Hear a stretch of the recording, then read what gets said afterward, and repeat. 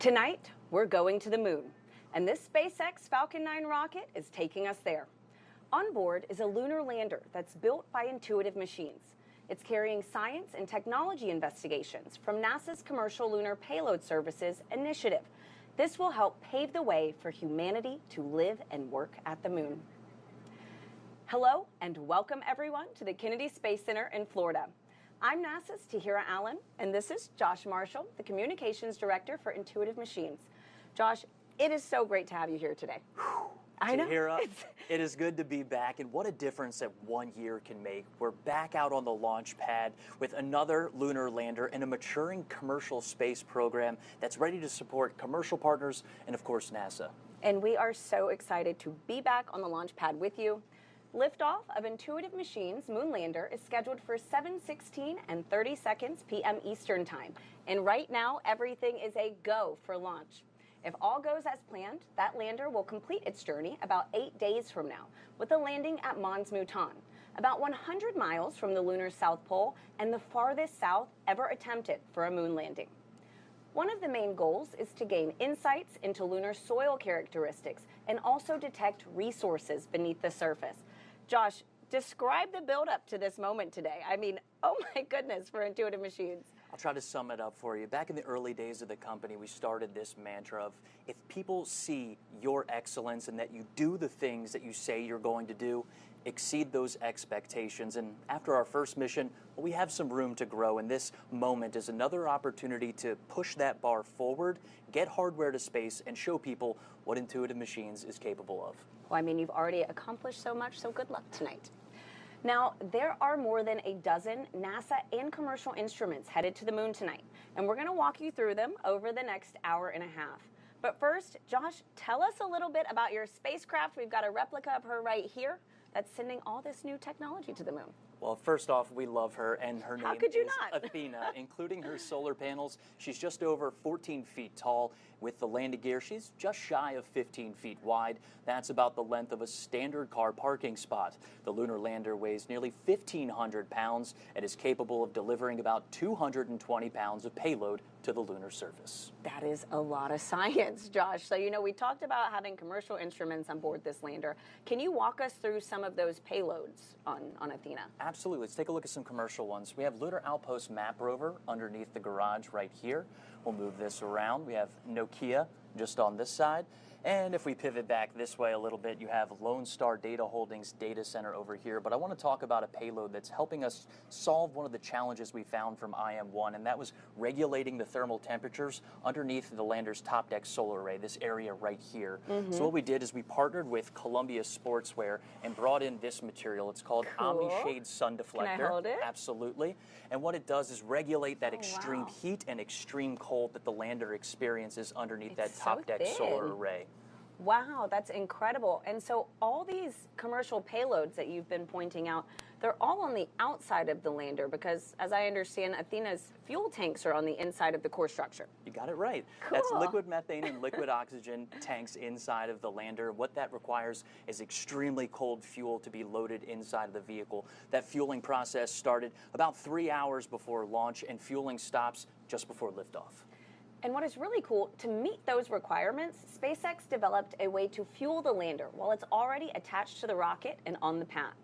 Now let's head on over to SpaceX and Mission Control in Hawthorne, California. Thanks, Tahira. I'm John Innsbrucker, Falcon Principal Integration Engineer here at SpaceX. And I'm Yomezo, a Lead Propulsion Engineer here at SpaceX. Now, IM-2 marks our 24th mission of the year after a busy 2024, where we launched a record-breaking 134 missions. SpaceX was honored to launch last year's IM-1 mission, which is the first commercial lunar lander to land on the moon, and the Blue Ghost 1 mission just last month. And we're excited to once again partner with NASA as part of the Commercial Lunar Payload Services Initiative, which you'll hear us refer to as CLPS. Now, SpaceX was founded with the goal of making life multiplanetary, and today's mission furthers that goal by helping scientists understand more about the resources on the moon. We'll have more on SpaceX's part in building our future in space in just a few minutes. Yeah, we're currently at T-minus just under 41 minutes from liftoff, and while the countdown continues, let's take a moment to meet the Falcon 9 that will be taking IM-2 to space today. On your screen, you can see the Falcon 9 on Launch Complex 39A. Falcon 9 is a two-stage rocket, and it's the first orbital-class rocket capable of reflight. The first stage, the tallest portion of the vehicle, marked there on your screen, that provides 1.7 million pounds of thrust thanks to its 9 Merlin 1D engines. That's right, and near the top of the second stage, powered by the Merlin vacuum engine, or MVAC, while this is very similar to the Merlin 1D on the first stage, this engine has a large nozzle which allows the second stage to perform more efficiently in the vacuum of space. Now, the first stage is what gets us out of the Earth's atmosphere and into space, and the second stage is what takes the payload to its targeted drop-off orbit. Now, that large barrel structure with the pointed nose at the very top of the vehicle is the payload fairing, and it's composed of two halves made up of carbon composite material that come together to protect the payload until we're in the vacuum of space. Now, the Intuitive Machines landers need to be fueled on the pad with cryogenic methane and oxygen starting about 2.5 hours before launch. Now, ahead of the IM-1 mission last year, SpaceX teams had to modify Pad 39A and the transporter erector alongside the Falcon 9. We installed liquid oxygen and methane tanks, we put propellant lines in, and we put more of these to support the Intuitive Machine missions. Now, Athena, today's lander, went through the same late load of propellant while it was on the pad today. In fact, we have just finished wrapping up propellant loading. Now, methane isn't typically used in the Falcon program, so Falcon teams had to lean on the expertise of our Starship teams to verify the health and status of the lander and our fueling system. Yep, and speaking of Athena, the lander arrived in Florida back in January, and since then, teams have been integrating the spacecraft to Falcon 9's second stage in preparation for launch. It continues to be a smooth countdown today, and the SpaceX team will begin propellant loading at T-minus 35 minutes. Right now, we are looking good for an on-time liftoff, and in the meantime, let's check in with Tahira and Josh at Kennedy. Thank you, Yome. Now, as we mentioned at the top of the show, there are more than a dozen instruments on board Athena. And we're going to walk you through them to show you how they'll inform on how astronauts live and work on the lunar surface in the future. So let's jump right into the NASA technology demonstrations. We have the Prime 1 suite, which stands for Polar Resources Ice Mining Experiment. It consists of two instruments, the Trident drill, which you see right here, and a mass spectrometer called IM-SOLO, which you see right down here. And joining us now live to discuss these two tools is Dr. Jackie Quinn, Prime 1 Project Manager with NASA. Jackie, thanks for joining us. Oh, thanks for having me. So let's start with this instrument right here, the Trident drill. Can you walk us through how this works? So actually, this is a life-size rendition of the Trident drill. So that's the exact size that we're going to send to the lunar South Pole. Big. Yeah, it's actually was designed and built by Honeybee Robotics. It's a percussive augering drill, and it has the ability to sample down to 1 meter depth. So that's a little over 3 feet. And the way it works is it goes down in about 4-inch sections. It'll go down 4 inches. It'll collect the lunar regolith on the flutes of the drill. It'll bring it to the surface, deposit on the surface, and then it goes down again another 4 inches and deposits. It'll do that sequentially until it reaches its terminal depth. One of the very cool things about the Trident drill is it has a temperature sensor in the very tip of the drill. So as we're going down, we're going to stop and take temperature measurements at different depths along the way.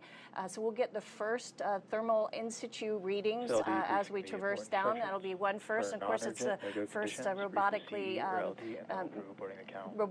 in the lunar South Pole. So very cool. That's Trident. A couple calls from SpaceX here on the countdown. Sequence immediately and proceeding to launch abort.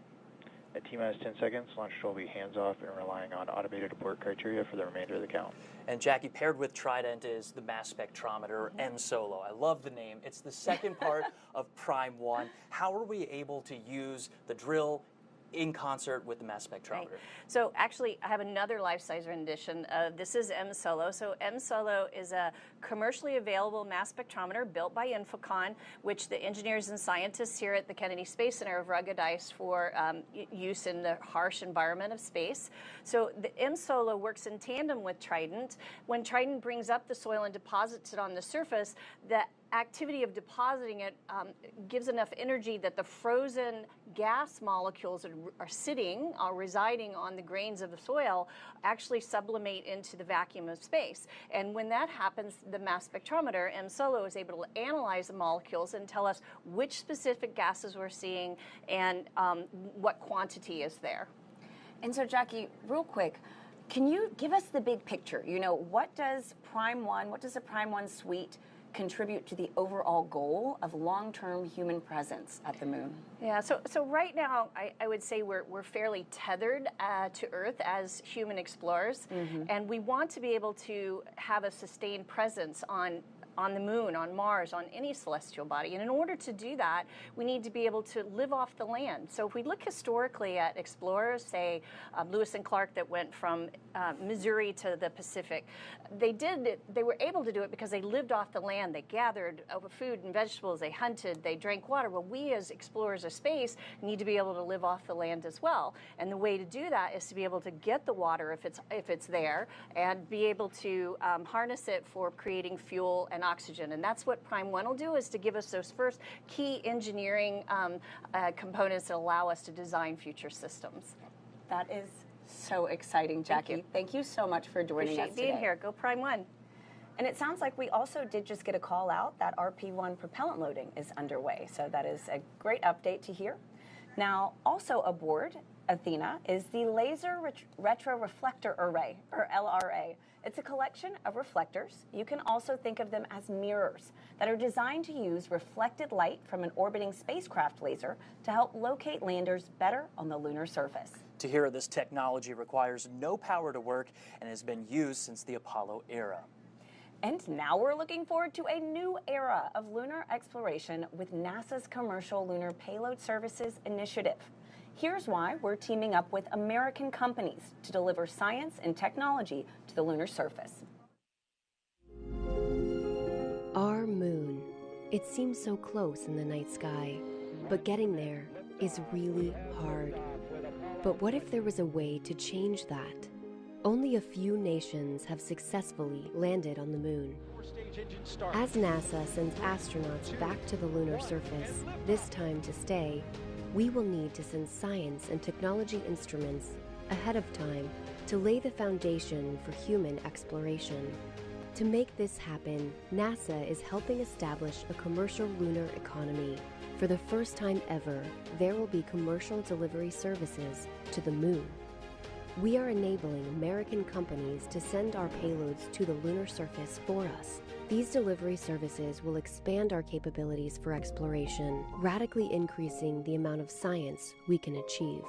This high-risk, high-reward initiative will invest in and leverage the entrepreneurial spirit of American innovation to launch a commercial lunar marketplace, advancing technology and exploration for all of us.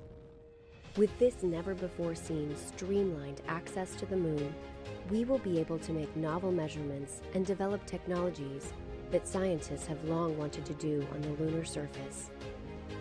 And as this new industry matures, this commercial delivery service for NASA and other customers could expand beyond the moon to other destinations in our solar system. And we can learn to live on another world because we are explorers. Josh, one thing that I think is super cool about tonight's delivery being led by Intuitive Machines is that it's controlled from your mission control, and it is a super unique setup. That's right, Tahira. Let's take a live look at Nova Control. This is the nerve center of our entire program at Intuitive Machines. Starting now, we have 3 primary flight controller teams working 24/7 to monitor, command, and control our lunar lander during its journey to the moon and Athena's mission on the lunar surface. Here's a closer look at how Athena may accomplish her mission. Athena's mission may provide the wisdom required to define How will humanity live and work on the moon? These kind of questions, where we go from being observers of the moon to builders on the moon, this is the first step to begin to answer those kinds of questions. Her route to unlocking the moon's secrets follows the same path as an old friend. Odysseus lunar lander separation confirmed. Small engine firings refine Athena's trajectory before approaching lunar orbit. We have to do what's called a lunar orbit insertion. It's about a 900 meter per second maneuver. It's a big burn. In orbit, Athena checks on her payloads, including Lone Star's data center, and manages extreme heat in the light and frigid cold in darkness. We're just going in orbit, doing the things you do with satellites. This will be very similar to what we do with our orbit and comm relay satellites, starting with IM-3. A short engine firing sends Athena into a lower orbit to prepare for one final 600-second burn maneuver to the surface. And it's a nice ride. The engine provides a steady level of thrust that does pick up a little bit as we deplete fuel, but we control it. Finally, Athena's true mission, delivering technologies, science, and services that may enable humanity to live, work, and explore deeper into the solar system. It's definitely a great feat. But once you're there, you want to expand from that landing spot and go and look at different things. For approximately 10 days, Athena is designed to support NASA's Prime 1 drill suite, deploy a rover, send a rocket-fueled drone into a crater, and connect those spacecraft using Nokia's 4G LTE lunar surface communications system. We have people that are driven to build and fly and operate space equipment, and that's what we're here for. It's who we are. In addition to Athena, Intuitive Machines and NASA developed a first-of-its-kind technology called the Micronova Hopper for IM-2. We're joined now by Trent Martin, the Senior Vice President of Space Systems at Intuitive Machines, to talk about the Hopper. Trent, welcome. Thank you. So, I hear over at Intuitive Machines, y'all call the Micronova the Grace Hopper. We do. Naharika Agrawal, our project manager for the Hopper, named it after Grace Hopper, who was a pioneer in software programming. Well, what's such a fitting name for another pioneering technology? You know, Absolutely. Hopper had big support from NASA's Space Technology Mission Directorate through what we call a Tipping Point Award. Can you explain why that is? You know, what is it about Grace that has everybody so excited? Yeah, so we had decided that we were looking for a technology that could be utilized to go to extreme locations on the moon. In particular, places that rovers couldn't go. We had settled on the Hopper, and we started working on the Hopper through a partnership with NASA through the Tipping Point opportunity. We were able to fund that, fly it to the moon, and prove out this technology, prove that we can go down into pits or down into permanently shadowed regions or even into the lava tubes on the moon. Wow. And once she's in a pit or a lava tube or a crater, what payloads do you have on board conducting the science that you expect to get back there? Yeah, so this first mission, we didn't intend to have any payloads on this, but we actually have 3. So we have a camera system so we can look down, see what's underneath. Through a partnership with the German Space Agency, we added a temperature sensor, a pyrometer, onto the foot of the Hopper so that we can sense the temperature down inside of a permanently shadowed region. And then working with a company out of Hungary called Pulley Space, we put a neutron spectrometer on board so we can actually tell if there's water down inside of a PSR. That is so exciting. Now, so you talk about Hopper going inside these craters, these lava tubes. Does she have to hop back out to transmit the data, or can she do it from inside there? Well, we believe that she's going to have to hop back out. However, partnering with Nokia, we've actually put a Nokia antenna on top of Hopper. And based on the analysis that Nokia has done, we believe that we will be able to communicate outside of that PSR that we're flying into just by bouncing the signals off of the walls of the crater.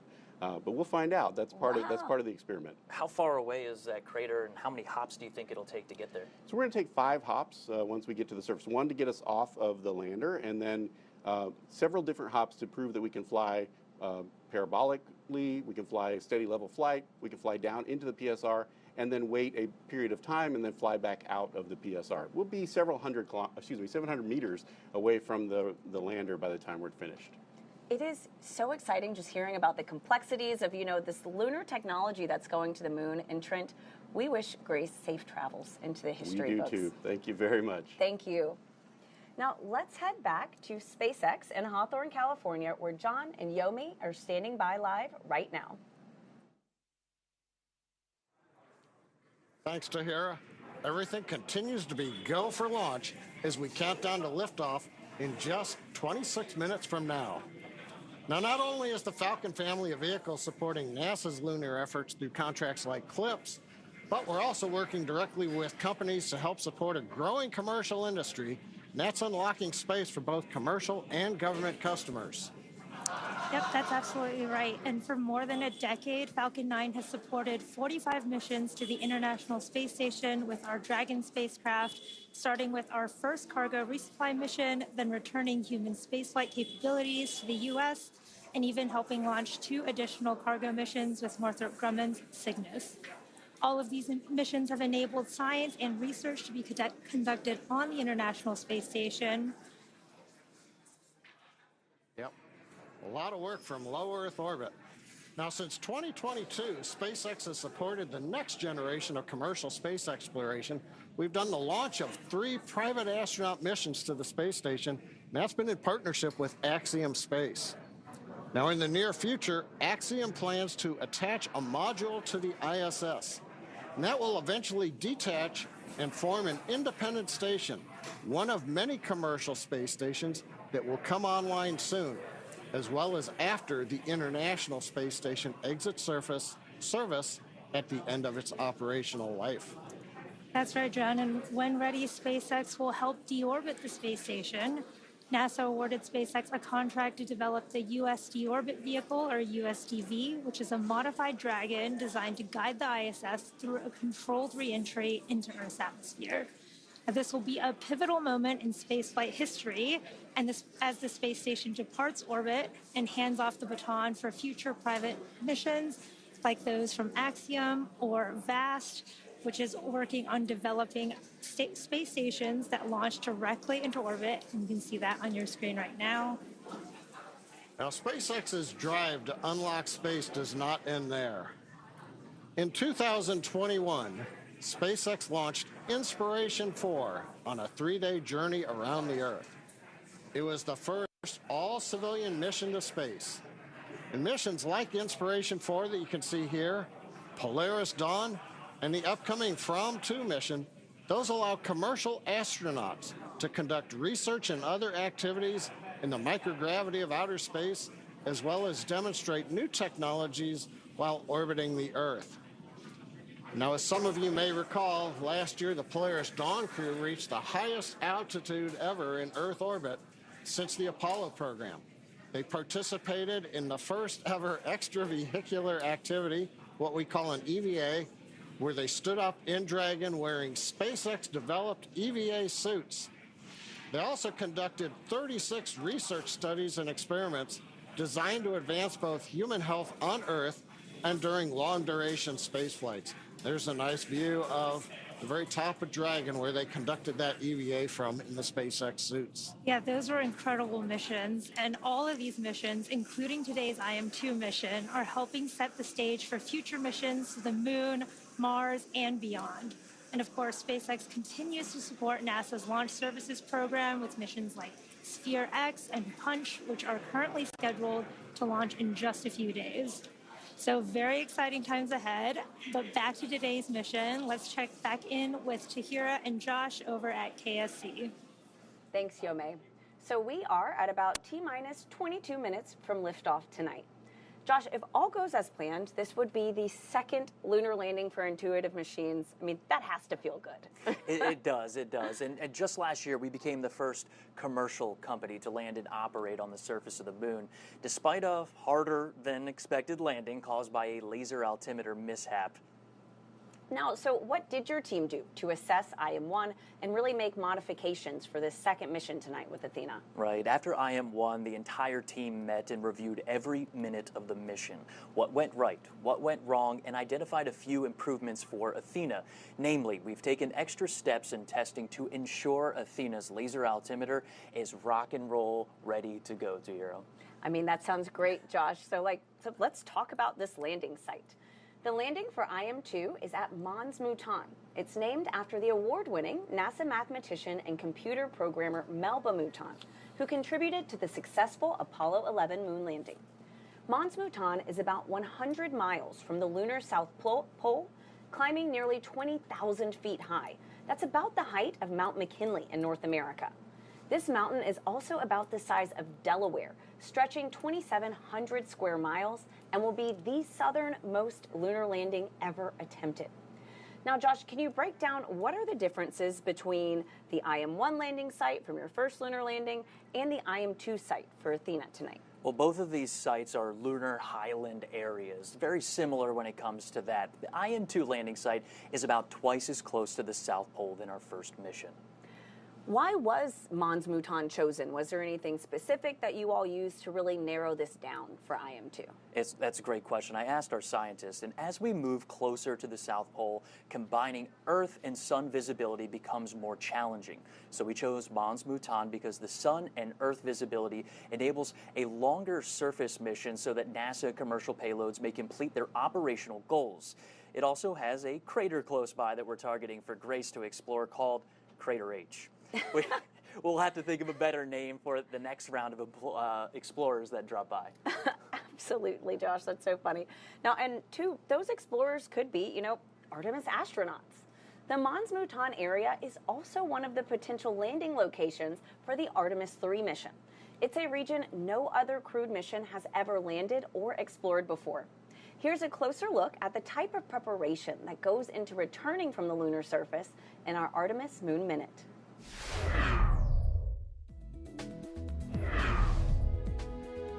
Hey everyone, I'm NASA astronaut Christina Cook, crew member for the Artemis II mission. I'm here at NASA's Johnson Space Center in Houston, Texas, where the Orion spacecraft is closely monitored for mission control during flight. Speaking of the Orion spacecraft, teams are gearing up for another important exercise off the coast of San Diego, California. Underway Recovery Test 12, or as we like to call it, URT-12, is the third in a series of tests to make sure teams are prepared to safely recover myself, Reed Wiseman, Victor Glover, Jeremy Hansen, and the Orion spacecraft. On URT-12, a mix of NASA and stand-in astronauts will be inside an Orion mock-up, and Navy divers will practice getting them out of the capsule and into helicopters, which will fly them to a nearby naval ship. Teams will spend the week running through different scenarios, including a daytime or a nighttime splashdown. That's your Artemis Moon Minute. For all Artemis updates and info on the Artemis II mission, you can scan the QR code on your screen or visit nasa.gov/mission/Artemis-II. Now, for more on SpaceX's lunar efforts, let's go back to John and Yome live at SpaceX in Hawthorne, California. Thanks, Tahira. As we mentioned earlier, Falcon 9 is the first orbital-class rocket capable of reflight. And in fact, this will be the 9th flight of this particular first-stage booster supporting this mission. Together, Falcon 9 and Falcon Heavy have completed more than 450 launches and over 380 reflights. It's hard to keep track of the scorecard. And today, this booster will be attempting to land on our drone ship, a shortfall of Gravitas. And this would be the 100th booster landing on that particular drone ship alone. That's pretty incredible. And rapid reusability dramatically reduces launch costs, which helps increase launch frequency and enables a wide array of new government, commercial, and scientific opportunities in space like this one. Now, lowering the cost of access to space is helping take humanity's next steps into the solar system, whether it's in LEO, GEO, interplanetary, or even deep space. Now, when the costs are lower, government and commercial customers can launch more missions, which helps accelerate development. This also helps commercial satellite and private research customers afford to launch more projects to space, and that helps stimulate innovation here on Earth. Absolutely. And missions like SpaceX's Transporter and Bandwagon rideshare programs help make access to space even more affordable by sharing the cost of a launch across many customers. All of this is to say reusability is that key innovation that's making space more accessible for the industry as a whole. We just heard Stage 2 LOX load is beginning. We're right on time. But let's talk more about technology and innovation, and we'll head back to Tahira and Josh at Kennedy Space Center. Thanks, John. Many of the technology demonstrations on board Athena, like Prime 1 and the Grace Hopper that we heard about earlier, were driven by NASA's Space Technology Mission Directorate. Now, some are NASA-supported experiments that are developed by private companies. We also call these tipping point awards. These tipping point investments are valuable, stimulating the lunar economy as activity increases on and around the moon. Now, to talk about these programs, these payloads and awards, we're joined now by Mark Thornblom, Deputy Program Manager for Technical Integration of NASA's Game-Changing Development Program. Mark, welcome. We're so glad to have you joining us. Yeah, it's great to be here. It's an exciting night. Can you first explain, what is tipping point and what does it mean to NASA and our partners? Sure. So a tipping point project is a true collaboration and partnership between NASA and an industry partner. We are seeking commercially led new space technologies that show a promise for the benefit of commercial missions and for NASA. And so essentially what happens is that both NASA and the commercial partner have identified a new technology that is ready to be matured and be tested and then infused in the commercial market. So both NASA and the commercial partner, they both put in money, they put in resources, expertise, test facilities if needed, they put their plan together, they mature the technology, they test it, and so in this case, send it to the moon, prove out that technology, and then be ready to infuse it into the commercial market for a future mission that both the commercial world benefits from and NASA benefits from. And so there are two tipping points on this lander, right? And so we heard about one a little bit earlier, the Grace Hopper. Can you expand on how this might revolutionize, space exploration? Yeah, so the word revolutionize is really perfect for this type of mission. In the past, almost exclusively planetary exploration has been done with wheeled rovers. And that's been great. They're incredibly reliable. They do their missions well, and we've benefited greatly from them. But we've got to the point now in the science investigations, particularly on the moon, where we need to get into those more hard-to-reach places. In this case, we want to get to the bottom of a crater. We want to get into those permanently shadowed regions where we believe that resources, water, and other volatiles are there that we can go and eventually extract and use. And so a wheeled rover would be impractical to think that you could get down those steep slopes, over those cliff edges, down into those extreme temperatures, and then back up, right? So the fact that you have a hopper that can come up, over, set down nicely, do the science it needs to do, and then safely get out of there really changes the game on where we can go and do science on planetary bodies. And it's not just applicable to the moon, it has reaches out towards Mars and beyond. All right, Mark, I'll throw you a curveball. Sure. Can you tell us more about another one of these tipping point initiatives with Nokia that hopes to deploy the first cellular wireless network on the moon? This is the one that seems to just light people up when you talk about it. It's so familiar. Nokia has done such a fantastic job of taking their terrestrial telecom 4G networks that connect billions of people and devices every single day. And they're packaging it for space, and they're going to use it on future Artemis missions and future human sustained presence on the moon and Mars and beyond. And so to get a 4G network and to get that high-speed data, voice and datacom, and have your kind of local intranet connecting all your devices up there really is an important part of meeting communication requirements for a human mission. So this demonstration is going to teach them a lot about what they need to do to collect that data. The environment is obviously very different. You're in a vacuum environment, the temperatures are different, the regolith's going to play. So the way the network responds will be a little bit different on the moon than here. So they need to collect that data so that they can go back and optimize their systems and be ready to deploy on a human mission. Yeah, I think revolutionize was the right word for these two payloads. This is incredible. Awesome, Mark. Josh, so how is this integrated onto the Athena spacecraft then? Well, Nokia's network in a box is mounted high up on one of Athena's closeout panels, and she has two antennas on top of Athena, and it connects both of those lunar mobility vehicles that we're talking about exploring the moon's surface. All right, well, thanks, Josh, and thank you so much, Mark. Absolutely, thank you for having me. Thanks for joining us. Now, when things get busier on and around the moon and Mars, astronauts and robots are going to need a way to stay in touch with each other. Here's a deeper look at how the Nokia tipping point will provide a communications network to help prepare us for that future. On Earth, a cellular network has many components: base stations, radio units, and a core network that manages the connection between users and the network. Nokia's technology miniaturizes and integrates all of these components into a single network in a box. This is Nokia Bell Labs Network in a Box that you can hold in your hands. It contains every single component that make up a 4G LTE network. Scaled down to this size, weight, and power, we could install it onto the Intuitive Machines Nova Sea lander along with specially designed antennas.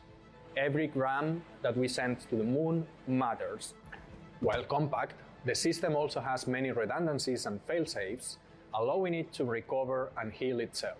We also overhaul the system software to minimize the impact of ionizing radiation that would normally cause sensitive electronics to malfunction. The network links directly to devices in both the Lunar Outpost Map Rover and Intuitive Machines Micro Nova Hopper. For the mission to succeed, this network must be fully autonomous. It must deploy and configure itself once on the lunar surface. As the lunar rover goes about conducting experiments, and the hopper goes deep within a crater, the network must also constantly make adjustments to ensure it maintains connectivity. This is an uncrewed mission. There will be no human technician to tweak or repair the network if something goes wrong.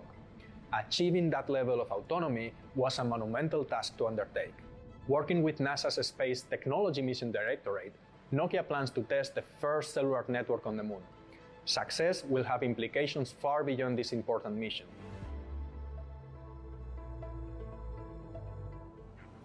While Nokia's lunar network technology will be the first deployed on IM-2 mission, it's also being adapted for Artemis III. That's right. Now, these high-speed capabilities will be incorporated into the Axiom Space's AX-EMU spacesuits, enabling connectivity on the lunar surface. You can think of this as our explorer's own cell phone network, but on the moon. Together, efforts like CLPS and tipping points are helping advance humanity's reach into our solar system and shape our country's approach to exploration through commercial partnerships. Tonight, Intuitive Machines' lunar lander is taking NASA's science and technology demonstrations to the moon under the Commercial Payload Services Initiative, or CLPS as we like to call it in the business, right? Exactly, Josh. And under CLPS, NASA asked commercial companies like Intuitive Machines to provide lunar delivery services that advance capabilities for science, exploration, and the commercial development of the moon. Tahira, it's through CLPS. NASA selected Intuitive Machines to deliver its Prime 1 drill suite and laser retroreflector array to the moon. However, Intuitive Machines added commercial payloads like the Diamond Yaoki rover, Puli Space Water Snooper, and others to make commercial lunar ambitions a reality. And it's by collaborating with NASA and leveraging CLPS as a springboard, we've developed services for delivery, data transmission, and infrastructure that commercially develop the moon. Not just for us or NASA, but for all. Absolutely, and it is an exciting time, Josh. So tonight is also the third CLPS delivery that is launched on a SpaceX Falcon 9 rocket. Let's send it back to John and Yome at SpaceX in Hawthorne, California, as they walk us through the final moments of the countdown. We will see you after launch. Now, as we mentioned at the top of the program, Falcon 9 is enabling these launches of the moon, including the Hakuto R mission, IM-1 a year ago, Blue Ghost, and Resilience, and of course tonight's IM-2 mission. Now, beyond the primary payloads, ride shares like the 3 additional payloads you can see, well, you can't see here, it's below the lander, but those ride shares will be helping to build the lunar economy. All these missions are something that Yome is going to talk about. Yeah. Thanks, John. Yeah, all of these missions are developing our future in space and helping to support sustained human and robotic activity, including scientific research, resource extraction, and infrastructure development. Now, you should be able to see here some of today's rideshare payloads on the stack there just below the Athena lander. Now, NASA's Lunar Trailblazer is also hitching a ride today And we'll learn more about that later in the webcast, as well as Astroforge.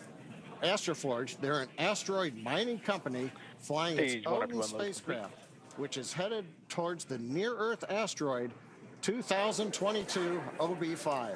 Gotta love some of those asteroid names. And finally, Epic Aerospace's Chimera Orbital Transfer Vehicle, which is what is known as a space tug, a vehicle that works in space to help payloads move to their desired altitudes. And we'll learn more about these in just a bit.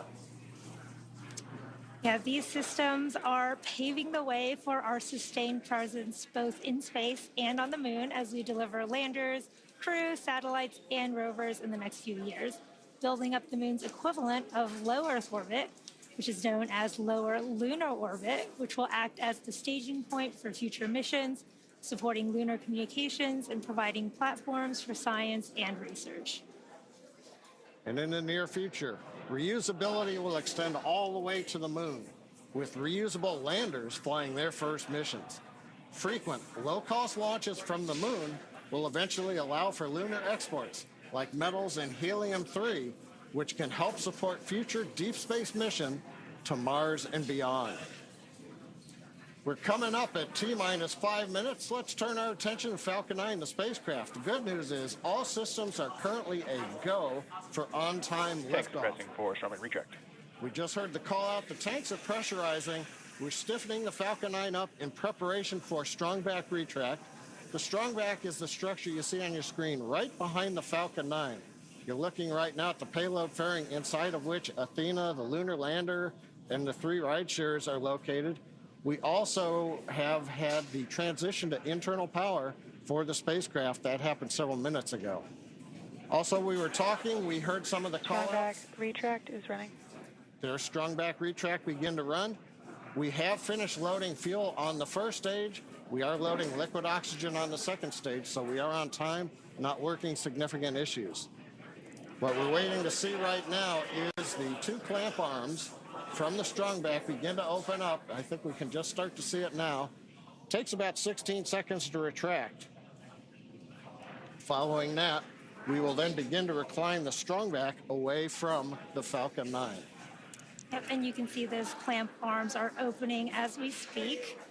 The vehicle is nearly fully loaded with propellants and will complete at the T-minus 2 minute mark. The range is also green and ready to support today's launch. And if for any reason we do not launch today, we do have a backup opportunity tomorrow at 7:11 p.m. Eastern Time. At this point in the countdown, both the first and second stages are nearly fully loaded with 1 million pounds of kerosene fuel and liquid oxygen. Falcon 9 uses 2 propellants. One's a refined form of kerosene called RP1, or Rocket Propellant 1, and we also use LOX, or liquid oxygen, as our oxidizer. Now, fire generally needs 3 elements to ignite: heat, fuel, and an oxidizing agent, in this case oxygen. That's the fire triangle. In our case, the liquid oxygen is chilled well below its boiling point. That makes it denser, and that means basically we can load more of it into the rocket.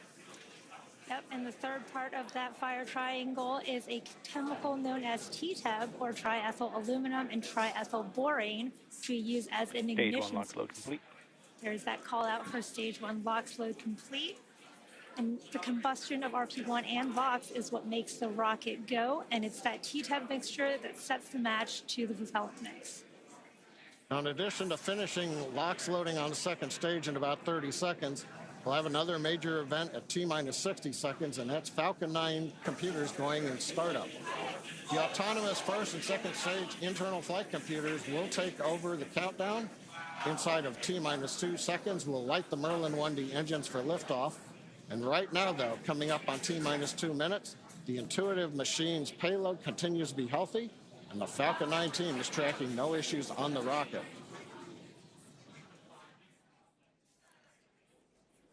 Currently, the weather is green, and the range is ready to support a T0 at 7:17 p.m. Stage 2 LOX load complete.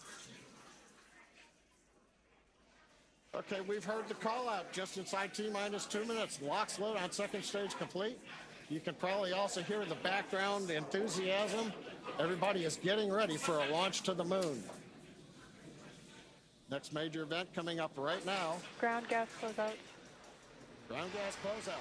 That means that strong back alongside the Falcon 9. We're draining any propellant from the ground lines. We're venting gas overboard. That'll also create what's typically a large white plume that comes off of the strong back. The cold, gaseous oxygen we're venting off of the strong back mixes with that warm Florida air, and you get a large white cloud, and you can see it streaming away. Waiting for the call out for startup of the flight Falcon 9 is in startup. You see and hear it. We're in startup. Everything looks good. We're going to get the LD go for launch. And with that, let's pause for a minute and listen to that go. LD, go for launch. Right on time. Always love to hear that call out.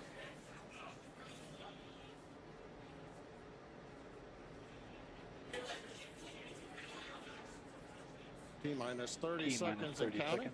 All systems are go for launch of Falcon 9 with the Intuitive Machines lunar payload.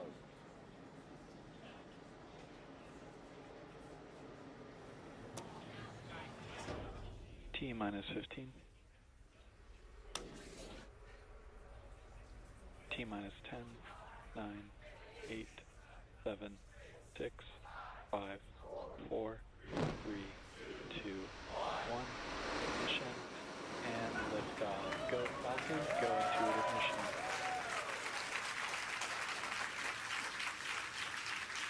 Vehicle is pitching downrange. And looking forward to the nominal.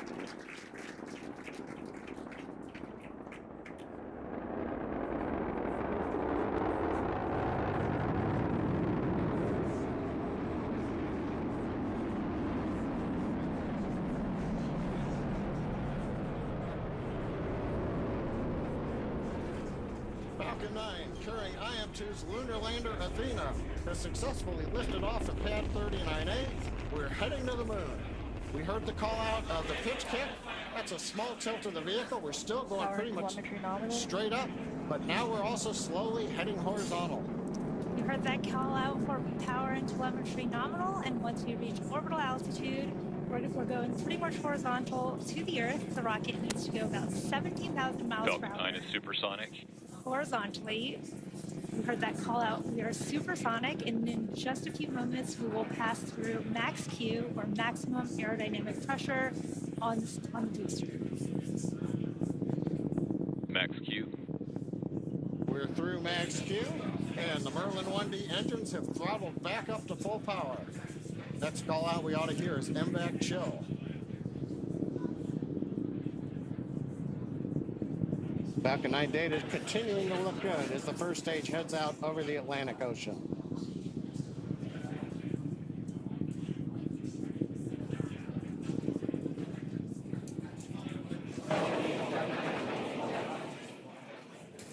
Trajectory looking good on Falcon 9. Now we're going to have a few events coming up in quick succession. We're going to start with MECO, main engine cutoff. That's the point during the flight where we shut down the 9 Merlin 1D engines on the first stage. Then we'll go into stage separation, and then SES-1, which is the second stage engine start number 1. And shortly after MECO, stage 1 and 2 will separate from each other, with the first stage booster beginning its trip back down to Earth, while the second stage engine starts for the first time, known as SES-1, where the single Merlin vacuum engine on board the second stage will light up. This is happening in just a few seconds. MECO. Stage separation confirmed.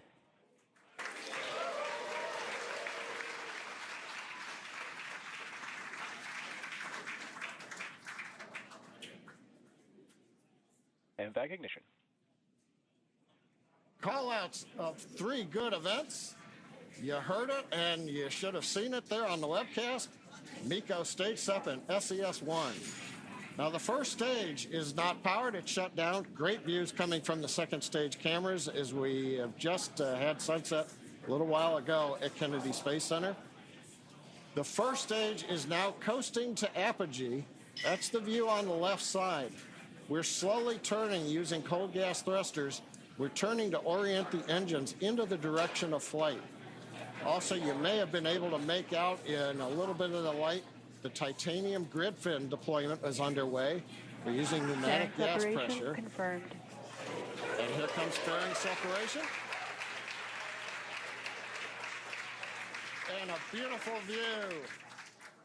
Looking at Athena and the ride chairs on top of the second stage stack. So we had good fairing Vehicles are on a separation. nominal trajectory. Trajectory is nominal. First stage is looking good as it goes to apogee. Second stage under power. Yome, everything continuing to look good right now on the mission. Yeah, we are at just over T plus 4 minutes into today's mission. IM-2 is SpaceX's 24th launch this year, and we are currently in the first of 2 planned MVAC burns. Around the T plus 6 minute mark, you should see on your screen the first stage's entry burn. It's currently making its way back down to Earth. And for that entry burn, we will relight 3 of the M1D engines on the first stage, starting with the center engine, followed shortly by the engines next to it, which will slow down the vehicle as it passes back into the Earth's atmosphere. Now we need to slow down the first stage to reduce re-entry forces, which will help us recover and reuse that first stage. And you can follow along on your screen to the telemetry on the bottom left and right of your screen for the stage 1 and stage 2 speeds and altitudes. Now you may have noticed on the left side of your screen, first stage altitude has begun dropping. We have reached apogee, and now we are under the pull of gravity, headed back down to the Atlantic Ocean. Now to slow us down, we'll use that entry burn. And that means we're firing 3 Merlin engines to decelerate the Falcon 9, but we'll still be moving very rapidly. And that's going to cause the vehicle to fly through the Merlin exhaust gases. It's also known as the rocket's plume. And this will deposit a layer of soot on the vehicle surface, one of the signatures of a flown booster. Now that soot comes from the carbon-based fuel that Falcon 9 uses. Now it took us almost 2 minutes since separation to get up to apogee. It's going to take the rocket just as long to bring the first stage back down to the edge of the atmosphere for the entry burn coming up in just about 20 seconds or so.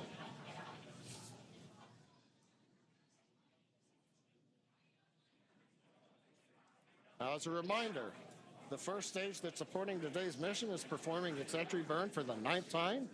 Falcon 9 is the world's first orbital reusable rocket. This is important because it's that reusability that allows SpaceX to refly the most expensive parts of the rocket, and that in turn drives down the cost of space access. Stage 1 entry burn startup. Stage 1 FTS is saved. There's that call out for entry burn startup, and this will be about a 30-second burn, slowing that first stage down as it re-enters the Earth's atmosphere.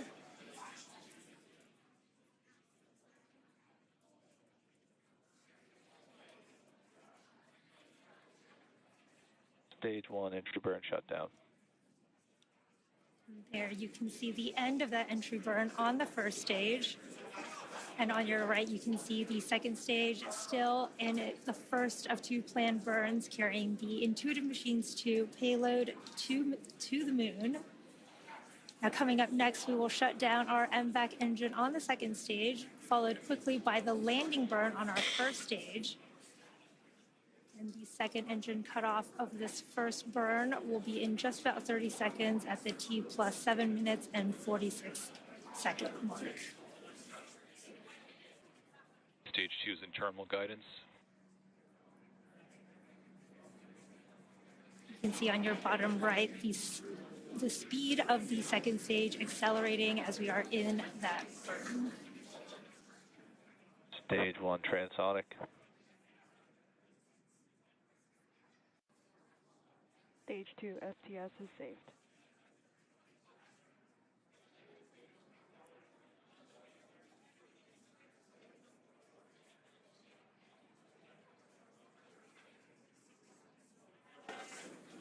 MVAC shutdown.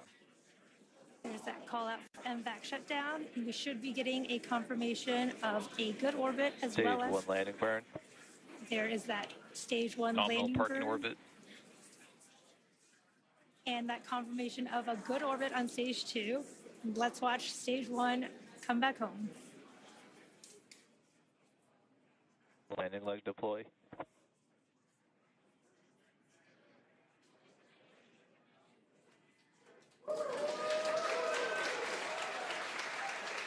Stage 1 landing confirmed.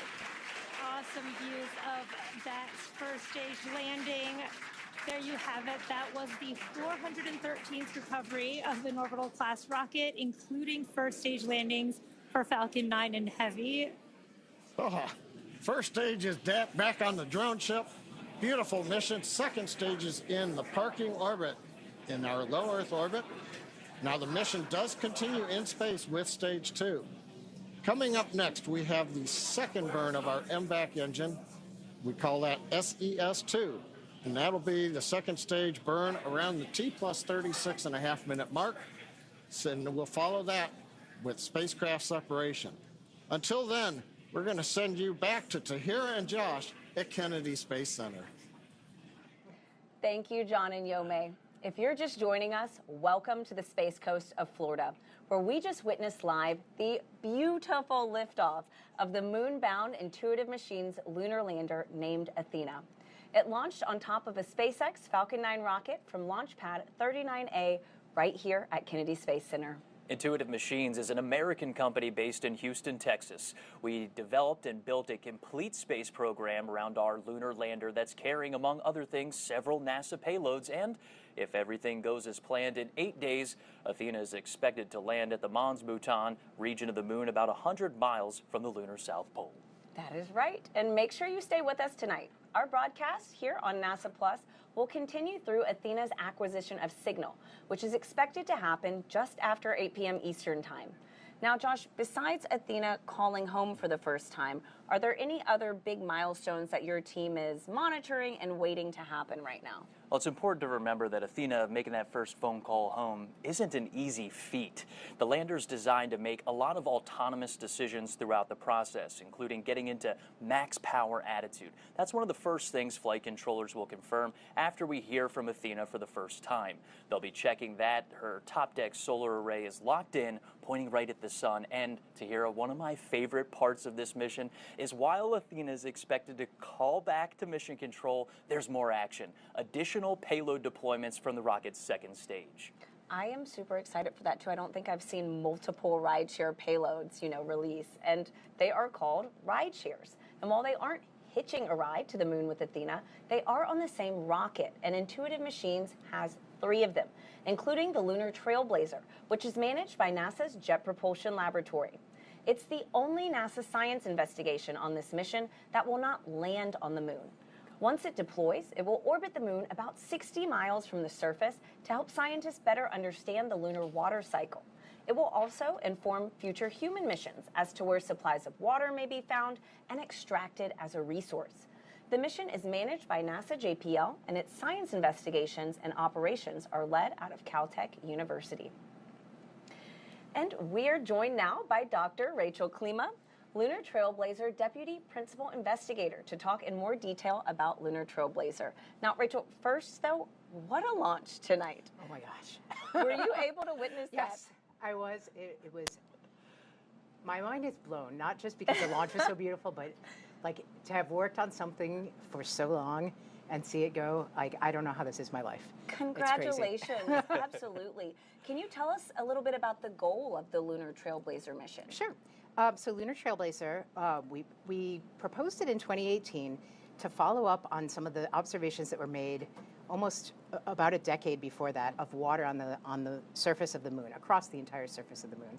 So we're going back to study the form, the abundance, the distribution of that water, and to understand whether the water actually migrates across the lunar surface so we can characterize this lunar water cycle. Wow. Tell us a little bit more about the science instruments on board that help you that mission. Sure.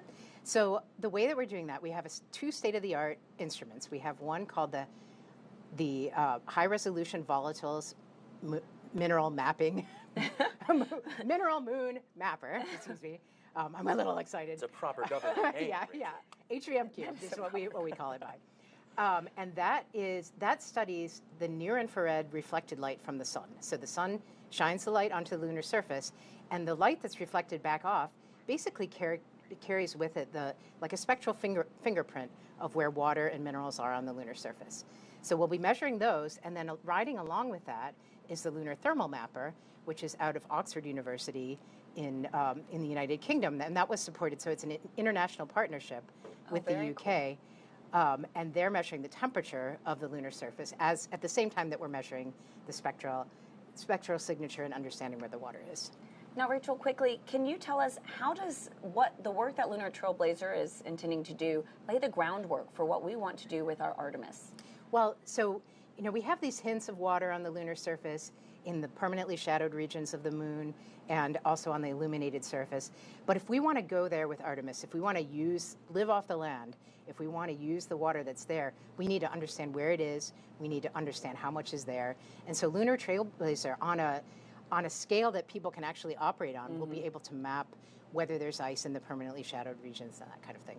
So to help pick landing sites and see where we want to be. Wow, that is crazy. What an exciting future. Thank you so much for joining us, Thanks, Rachel. Okay. All right, thanks very much. Now, Josh, I understand that there are a few other commercial rideshare payloads that, like Lunar Trailblazer, will deploy from the Falcon 9 rocket after Athena. That's right, Tahira, and you can see it at home in this animation. Athena separates, and then the 3 rideshare payloads deploy. This animation has a condensed timeline. We actually expect the payloads to separate about 5 minutes after Athena. Wow, I mean, even the animation, this is gorgeous. This is going to be such a spectacular view. So can you walk us through, what exactly is deploying here? Well, what you're watching are all of the rideshare deployments, including Astroforge, a space mining company, using this mission to scout its target asteroid that is out of this world, and deployment of Epic Aerospace's payload called Chimera. It's an orbital transfer vehicle intended to deploy multiple payloads after separation. And is there a special reason, that these ride shares joined Intuitive Machines CLPS lunar launches? That's a great point. And Intuitive Machines takes an Apollo-like trajectory to the moon. It's called a translunar orbit. It's like throwing a fastball right at the moon. It enables Athena to get there in about 8 days, but for ride shares, it's an opportunity to get into a high-energy orbit to get places like the moon or a deep space asteroid like Astroforge. It's also an opportunity to send our future lunar data relay satellites on the same launches as our lander missions, starting with IM-3, which is, of course, also carrying our CLPS payloads from NASA. That's right. And IM-3 will be Intuitive Machines' 3rd lunar delivery mission as part of CLPS, an initiative where NASA and American companies have teamed up to explore the moon. Now, a lot of research needs to happen before humanity can live and work on the lunar surface. And these CLPS missions are like our stepping stones towards creating that sustainable future. In the end, the rewards outweigh the risks. Landing on the moon is hard. We're going back. Under this Artemis program, we're going to be sending humans to the moon for the first time since Apollo. So ahead of humans, we want to get up as much science exploration and technology experiments as possible. So CLPS starts facilitating a lot of the early science, the things we want to learn before we even send humans. CLPS stands for Commercial Lunar Payload Services, CLPS. The services part is the key element. Ordinarily, when NASA delivers a payload to the surface of the moon, they do it with a commercial partner, but NASA controls the building of the vehicle. Now, we're buying the service of delivery of our lunar payloads to the surface of the moon. It is a delivery service, akin to a delivery service that you'd have here on Earth. NASA will provide payloads to a commercial company. They decide how to get it to the moon. They have to develop their own lander, but they also have to manage the entire end-to-end mission. It's meant to provide affordable, rapid, frequent access to the lunar surface through American companies. We're funding different companies. We have commercial companies that are competing to win task orders to deliver our payloads to the surface of the moon. One of the goals when we started CLPS was to help establish a lunar economy. Somebody has to do it first, and then it becomes commercially available. Then they're able to crank them up. Then they're able to make it more affordable. And so the lunar surface is just the next frontier for a commercial environment. But we had to acknowledge up front, all the way through the highest levels of the agency's leadership, that some of them will fail. These missions may not be as successful as a traditional NASA mission. We have accepted the risk that going through this innovative approach with these commercial companies, that there could be some failures. Some of them are new companies. None of them have ever successfully landed on the surface of the moon. So they're going to learn lessons. We need to give our vendors the opportunity to learn. And so that'll help ultimately buy down our risk as these companies learn, okay, what does it take to actually build up the lunar lander, integrate payloads, get to the lunar surface and land safely? They've been able to demonstrate that they have very, very good technical depth and the ability to design and execute missions. We're willing to take more shots on goal. We aren't risking human life. And in the big picture, if we're flying missions at 1/10 of the cost of a NASA mission, and we fail 2 of them, we still get 8 missions for that same price.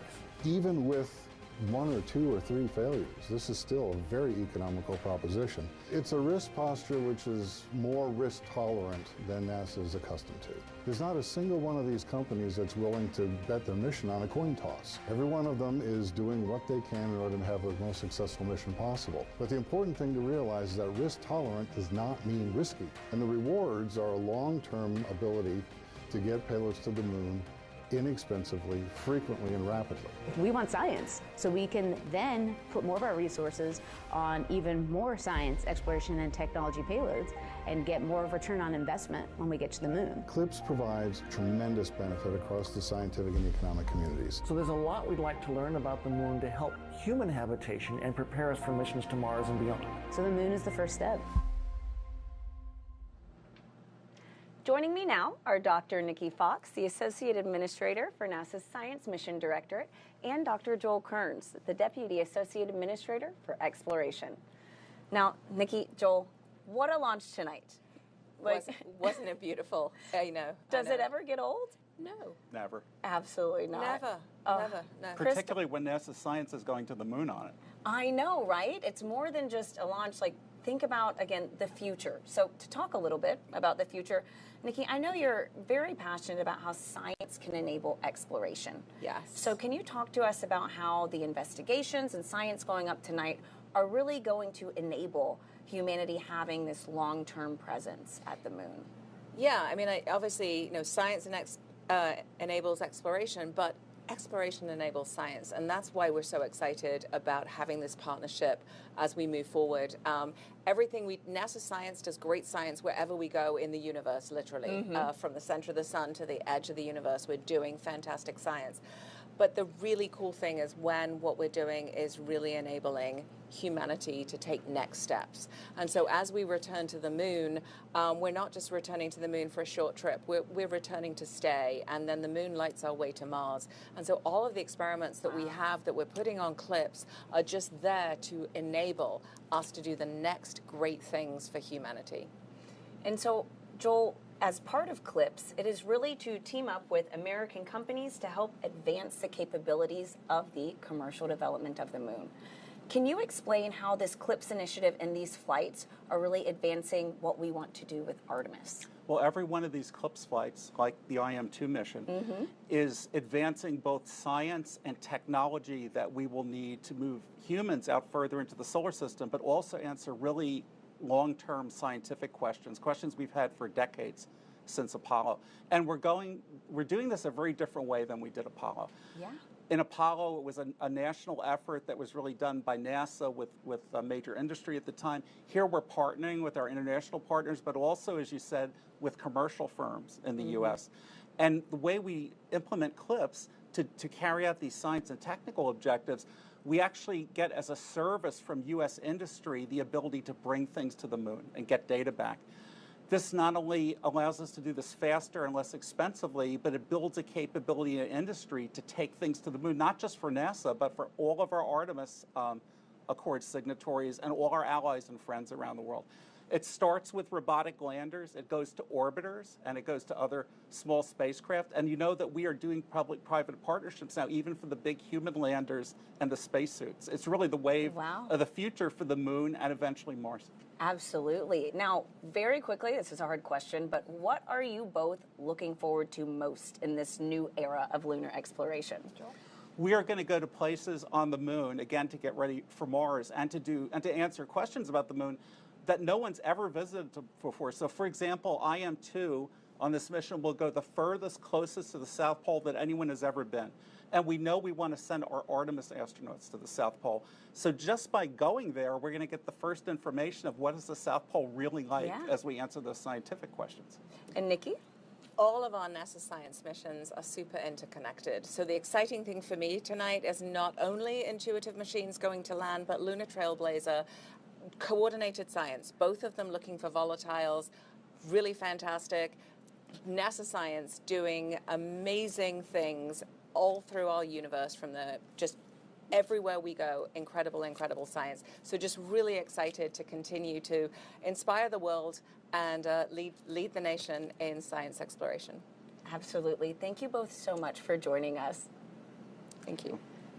As part of CLPS, Intuitive Machines is continuing to add commercial lunar services. It enables delivery, data transmission, and infrastructure to support the Artemis campaign and the commercial development of the moon. 2024 redefined Intuitive Machines, becoming the first commercial company to land and operate on the surface of the moon. Houston, Odysseus has found his new home. And rapidly advancing services for lunar data transmission and infrastructure. When we jumped off on this CLPS initiative and pivoted the company towards the moon, it pushed the boundaries of what could be possible, and so we thought unconventionally. Last fall, we continued development of our lunar terrain vehicle, the Moon Racer, wrapped up 2024 with NASA astronaut testing at Johnson Space Center, along with a meteor crater trial run in Winslow, Arizona. To support delivering Moon Racer and other heavy cargo, the company completed several milestones in developing its heavy cargo lunar lander, Nova D. So what we're able to do with heavier cargo is provide a logistics supply chain to the moon.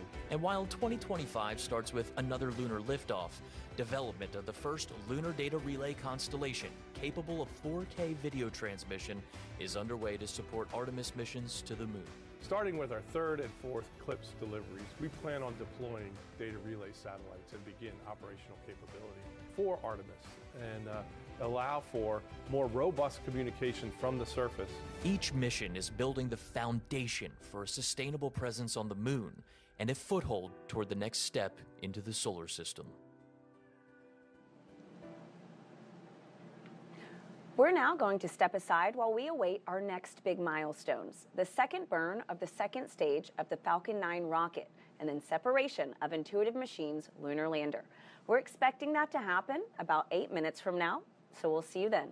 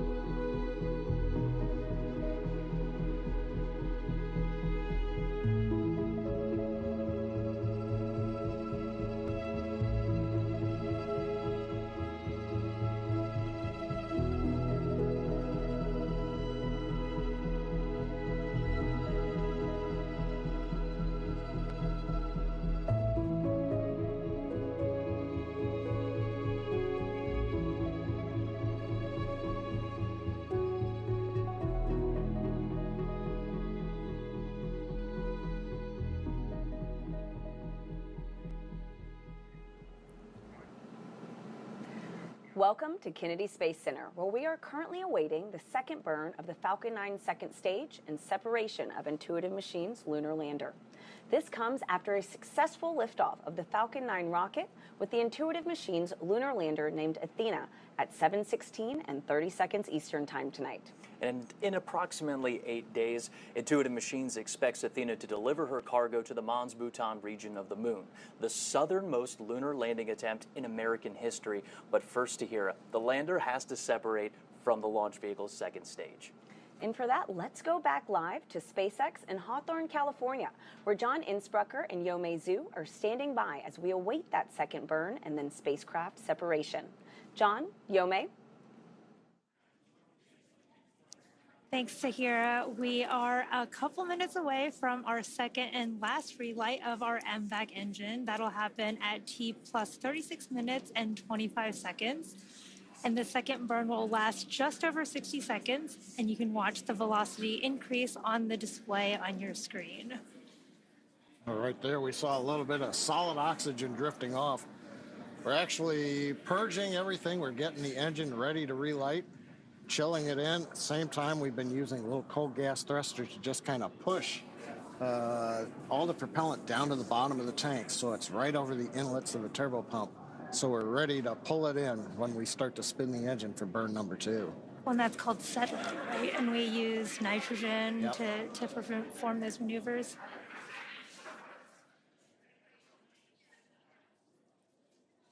And we can't see those thrusters that John mentioned. They're on the right on the main second stage, and we just have the MVAC engine view here. But you can see that engine chill process happening. You can also see the payloads on the left-hand side of your screen. Oh, and there's a nice view.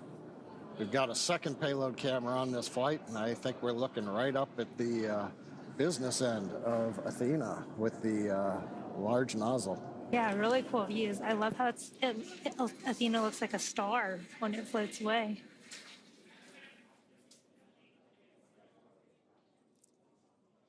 Again, we are coming up on that second engine startup 2 in just a few seconds here. Again, this will be about a 60-second burn.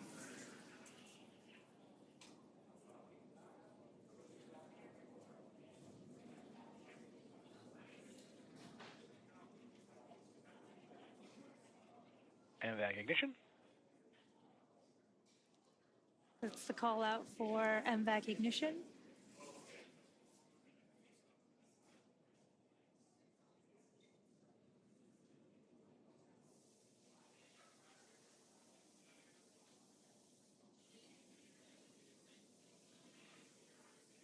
It's always cool to see that MVAC nozzle start glowing in the middle of the burn.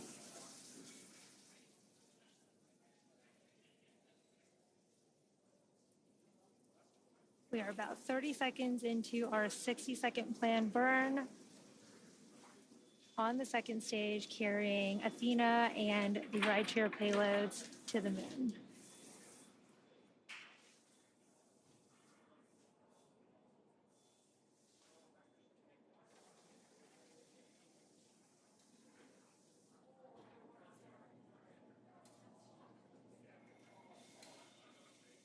MVAC shutdown.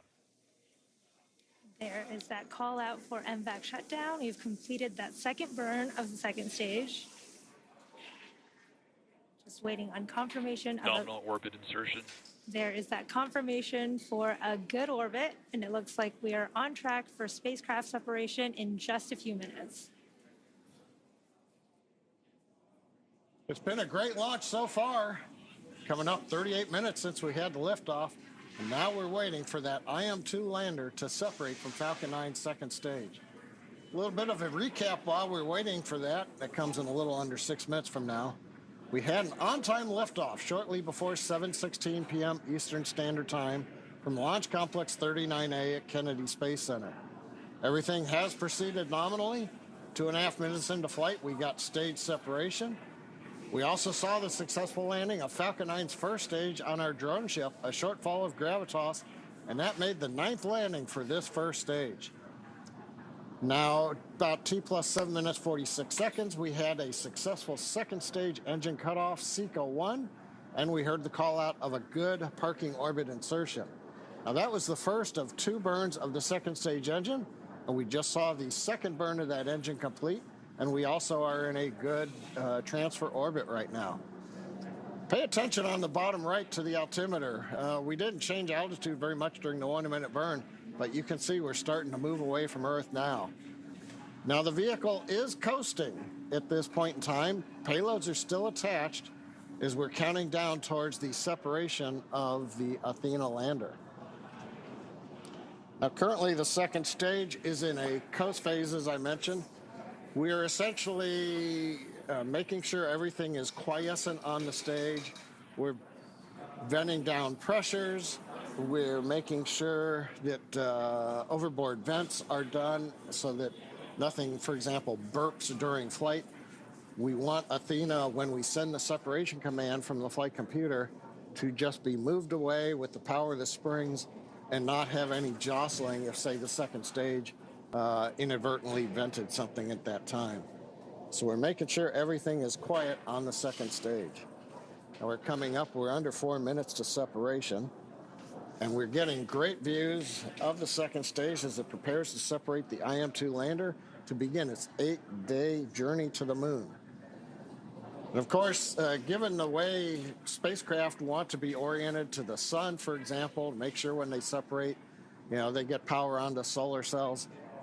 If you're wondering why we have a camera pointed right at the sun, well, that's a requirement of the customer to make sure that the spacecraft gets nice and warm, gets a lot of power, everything looks good. Now, we talked about the 8-day journey to the moon. The Athena lander is carrying science and technology investigations from CLPS that will help pave the way for humans to live and work at the moon. And today's mission is the second CLPS mission for Intuitive Machines. Now, we're waiting right now, separation coming up a little under 3 minutes. Getting some more views. We're cycling, the flight computer is cycling between the various cameras on stage 2. Got a view of the nozzle. As we heard earlier in the broadcast, that'll make a large maneuver as they get to the moon. But right now, everything is quiet on the lunar lander.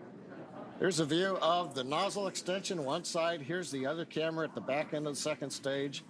The silver blanket that you see there, that's multi-layer insulation. We put that over the back end. That keeps all the valves underneath and the electronics warm and cool.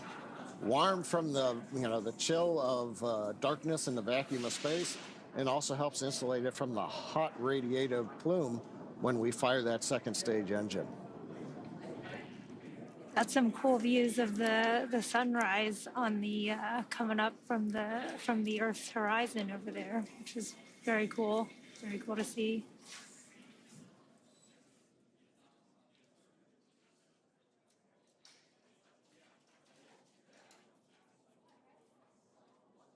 "42 minutes, everything continues to be nominal on the second stage."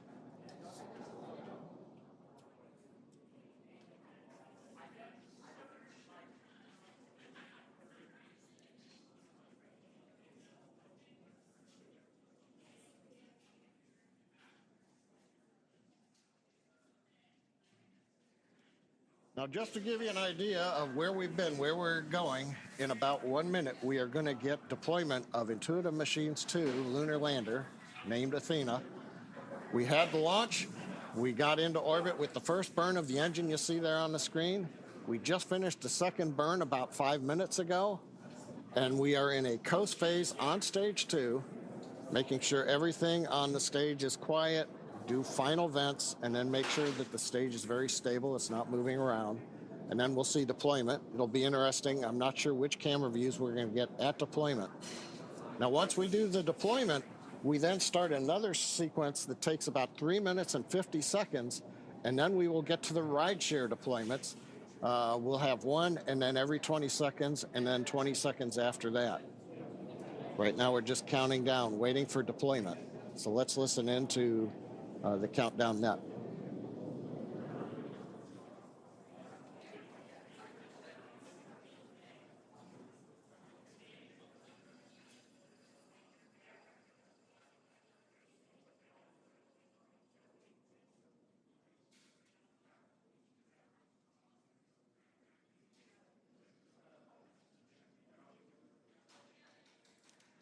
there is that deployment. You can see IM-2 Nova C lunar lander named Athena floating away from Falcon 9's second stage, confirming spacecraft separation. Now, from all of us here at SpaceX, we are wishing the IM-2 lander a good flight and safe travels. SpaceX is honored to be a part of NASA's Commercial Lunar Payload Services Initiative to deliver science and technology to the lunar surface, and we thank NASA and the Intuitive Machines for entrusting us with today's historic mission to the moon. Now, while we wait for the next development, let's bring in Tahira and Josh back at KSC. Yo, mate, that was absolutely gorgeous. What an excellent throw from SpaceX to Tahira. What do you think of that shot? It is unreal, literally. It's so gorgeous. Right now, we're going to continue to listen in simultaneously. We have Intuitive Machines Nova Control in Houston, Texas. That's going to be waiting for acquisition of signal. That's Athena's first call home, while also monitoring SpaceX. FM, can you call out when we should have booted? And then if we get close to Confeder, give us a call. All right, that's Intuitive Machines Mission Control Athena confirming separation confirmed. Athena separation confirmed. And Tahira, while we stand by and keep running this clock for about 5 minutes after launch vehicle separation, that's when we expect Athena to make that first call home. At the same time, John, I, and Yome in Hawthorne, California will be calling out those ride-share deployments. And Com and Raven, let's tell on screen. Scuba to stand by, and let's focus on Singapore and T-Knot. Yep, on screen you're looking at Intuitive Machines Nova Control on the left, and you're looking at the second stage views on the right with SpaceX, Tahira. Just gorgeous views. Look at that Earth. That's us. Absolutely incredible. A lot of things are happening right now. It's a very dynamic situation where Athena's preparing to make that first call home. We're counting out the time that since Athena has separated, and that's because at launch vehicle separation, Athena starts a countdown to when she can power on. 1 minute 47 is the earliest time for transmit. We are at 1 minute 55. All right. Copy. 1 minute 55. Here, let's go ahead and pause and listen into the loops here as we listen to Intuitive Machines Mission Control. Keep active comm. Give us anything you got from the ground station. As well as SpaceX and Hawthorne waiting for those rideshare deployments. Let's just listen in here. AD permissions back to T-Knot for a second. Here we go.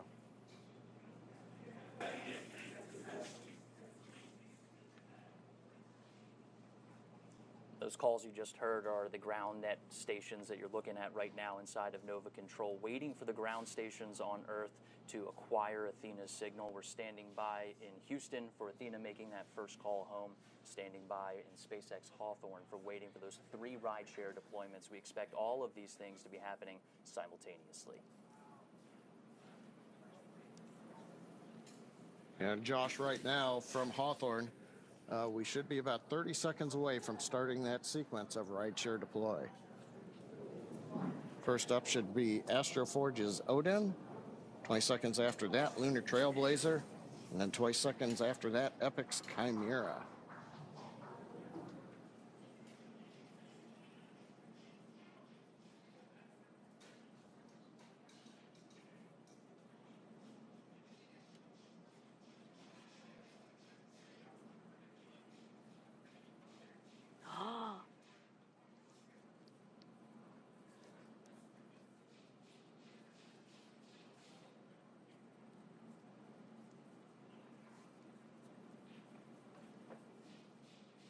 Odin deployed, as you heard over the net. Status, Odin's away. Lunar Trailblazer, separation confirmed. Lunar Trailblazer away.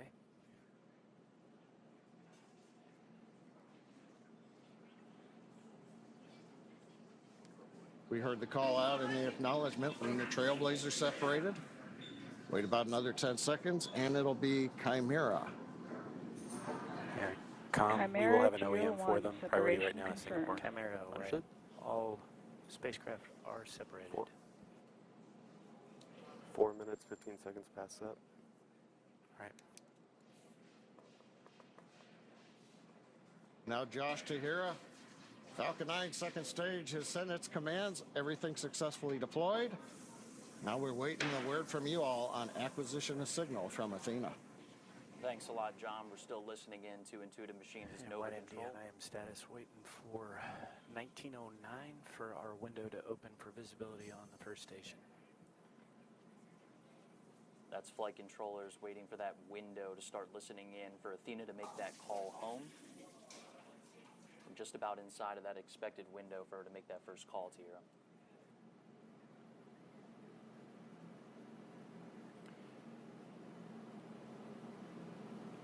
We expect Athena. We're still standing by for connection with TNOC, is that correct? That's good feedback. I'm getting. Should I enable randomization? Yeah, we're getting some information. We're waiting for visibility at our first ground station to hear. Those are the large radio astronomy dishes on Earth that are needed to make that connection to Athena out in space. What she's doing right now is autonomously commissioning. That's a process where she's turning on her power systems, getting into max power attitude. That's pointing that top deck solar array right at the sun, making sure we're getting good power coming through. Again, I'm just getting a little bit of information here that the visibility of the first station, that first ground station, to make that connection with Athena, 1909. So probably here just in the next couple of minutes, Mission Control is just going to be standing by for that opportunity. Until that window comes, 6 minutes post-up. We're not going to hear that confirmation until that ground station's ready to receive that signal. Now, Josh, what happened? We're expecting 1909 for the visibility. That's correct. It's 1909. They're talking in Central Time, so that's 8:07 here on the East Coast. So here, just a couple minutes away, flight controllers are watching their screens, waiting to make that first connection with Athena while she's been autonomously commissioning herself in space. That process of getting to max power attitude, getting her radio pairs on, and making that first call home, all while moving just about 24,000 miles per hour. She's doing a lot. That's right.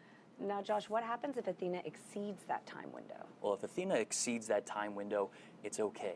She's also programmed to swap radios and antenna pairs to get in a better configuration to make first contact with flight controllers that your folks at home are watching on the left side of your screen. That's Nova Control in Houston, Texas.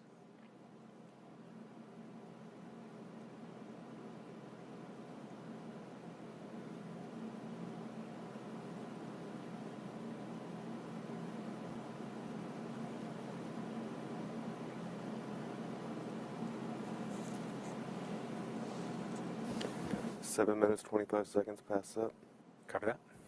That's 7 minutes and 25 seconds since we watched We are Athena halfway separate. to trip and fitter. I understand. We should be getting a call shortly from TNOC to connect. All right, that's a good call from our activity director. That's John Graves, waiting for our ground station to connect to Athena as we continue to watch video from the second stage. That's SpaceX on the right and Intuitive Machines on the left.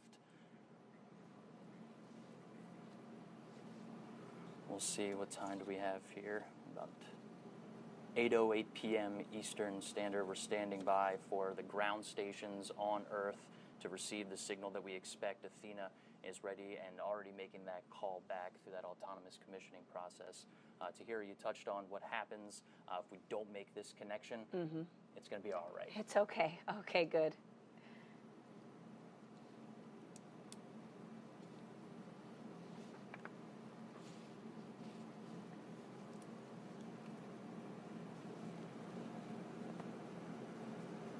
And we heard a call from Mission Control talking about a comm fitter being halfway through its cycle. What they're talking about there, to hear, when we say it'll be okay, it's starting. Back to me, Goose. Ground out. What are we seeing? Is TNOC giving you any feedback?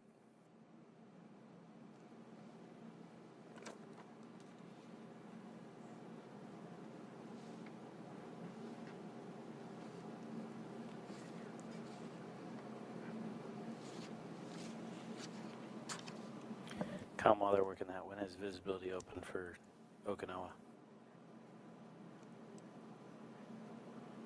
1:29. All right, so we're listening in to when those ground stations will have coverage to connect with Athena in space. What about DSS 34? Let's go ahead and toss it back to John and Yome in Hawthorne, California. In 5 minutes. We are 9 minutes, 30 seconds past that. Copy that. And FM Oh, thanks, 15 Josh. minutes and it just swaps towers, right? Now we'll We're hearing comms in the background right now. Yes. Now, for those of you following along, you'll know that this mission marks our 24th launch of the year. And we're gearing up for the Sphere X and Punch mission, launching from Vandenberg Space Force Base very soon. And in the coming weeks, NASA's Crew 10 mission to the International Space Station. You can always follow along at SpaceX.com launches for up-to-date missions and schedules. And before we sign off here at SpaceX, let's go back to Tahira and Josh at Kennedy. Thanks a lot, John and Yome. Super Dave. So if you think we can do that and get at least a Farm B up there, that would be great. All right, Tahir, we have exceeded our nominal acquisition of single timing estimate, and flight controllers are starting that new set of procedures that will continue over the next several minutes. They're working to confirm our communications configuration is correct, that the flown trajectory we receive from SpaceX matches those expectations, and that our ground station dish is using the right trajectory. That's been a lot of the timing and things that we've heard in chatter right there in mission control. All right, and we are watching flight controllers in Nova Control right now, working to confirm where Nova sees separated from the launch vehicle, and then matching that data to the ground station's dish that's currently working to acquire the lander's signal. The team's expected to continue this process for several minutes until Athena's autonomous procedures start a new process. We've heard them call out a couple times of how much time is left until ComFitter, and that is part of that new process to communicate back to Earth. This includes cycling Athena's power systems, switching radios, and swapping antennas to sets that had not been used yet. All at the same time, we're working with SpaceX to confirm a good launch vehicle separation. That means a good translunar orbit. We mentioned that at the top of the show. How long would it take us to configure the DSN data connection? Go ahead and turn it on. It should be on now. Okay, ground net. And that's our ground net trying to work the ground stations that are on Earth to make that connection with Athena. But right now, we know that Athena... Just passing 12 minutes in SEP. We have 4.5 minutes before ComFitter trips. Copy. Thanks, FM. We know that... 3 minutes. Let's move. We know that Athena is on a fastball shot toward the moon. That's that translunar orbit. It does give us a lot of flexibility within our flight path. DSS 34. And there's some more calls working with those ground stations, enabling the ground stations to make the calls and make that connection with Athena. Status is start bend. All right. We're going to continue to monitor progress inside of Nova Control. I have command active for DSS 34. All right. Telemetry.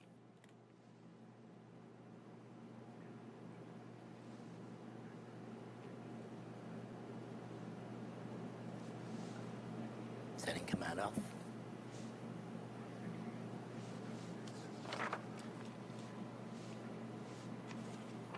All right, so as we continue to monitor progress inside of Nova Control, we're going to pause to continue listening into what folks are saying inside of Mission Control. But let's just recap what happened leading up to and after liftoff from Launch Complex 39A at NASA's Kennedy Space Center.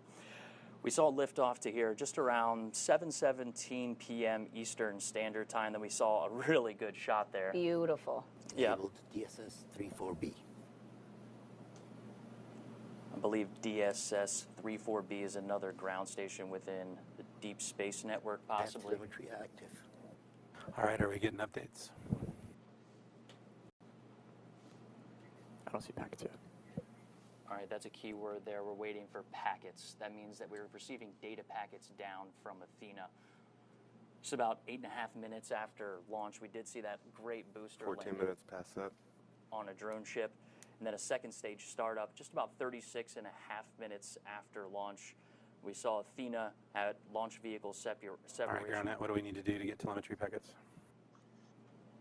I'm not sure. We should be seeing them now. All right, we're standing by for data packets.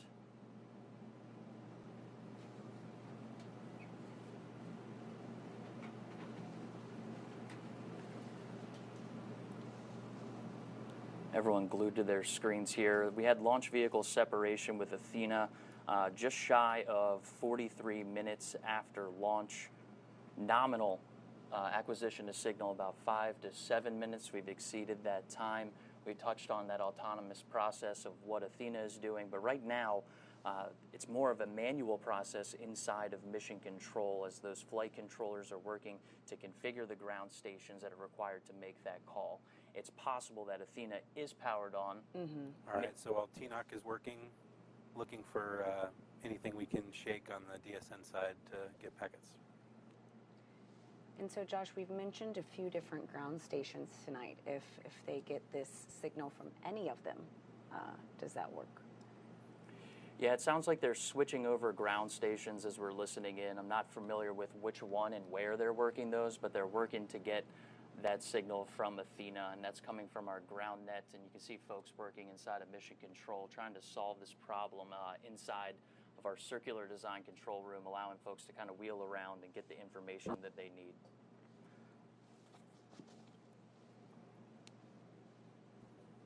FM, so we're expecting about a minute for the power cycle, and then another 15. Sitting there looking, same antenna config. 30 seconds to the power cycle is what I got. Copy. Okay. All right, as we enter this, Call it out, we'll start a timer. As we enter this power cycle, we're going to continue to work that autonomous process with Athena. We're at 16, 17 is what I'm showing. Is that what we got? I'm now at 16, 17 right now. Okay. Copy.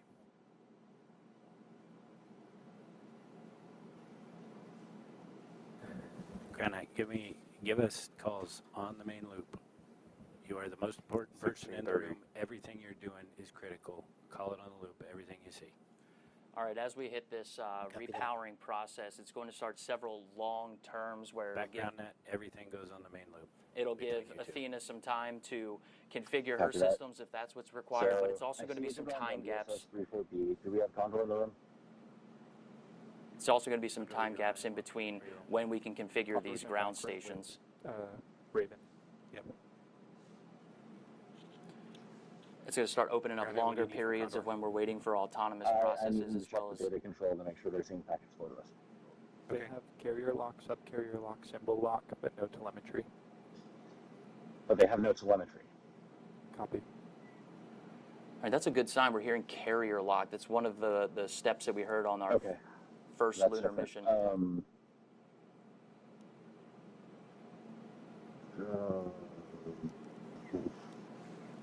I need to borrow somebody's phone.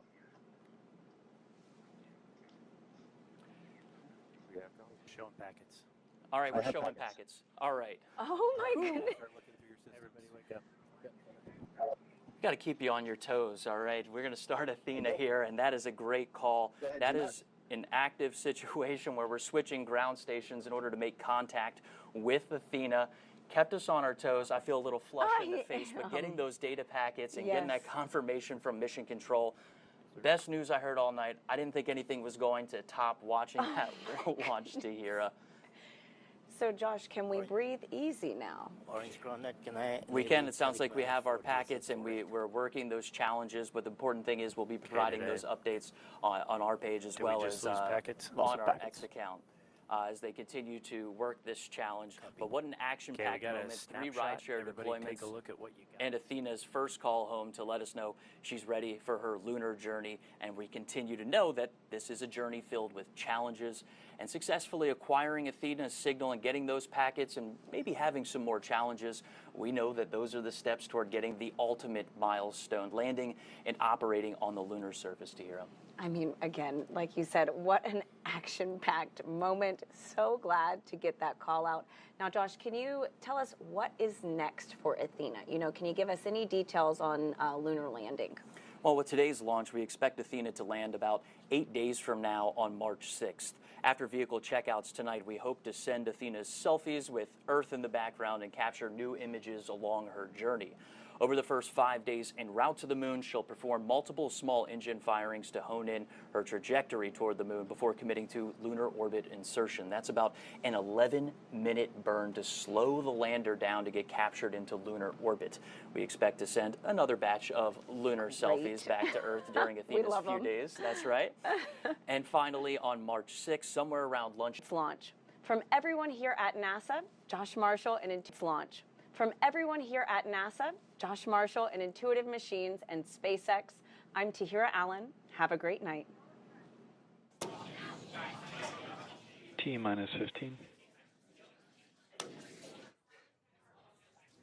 T-minus 10, 9, 8, 7, 6, 5, 4, 3, 2, 1. Ignition and liftoff. Go Falcon, go Intuitive Machine.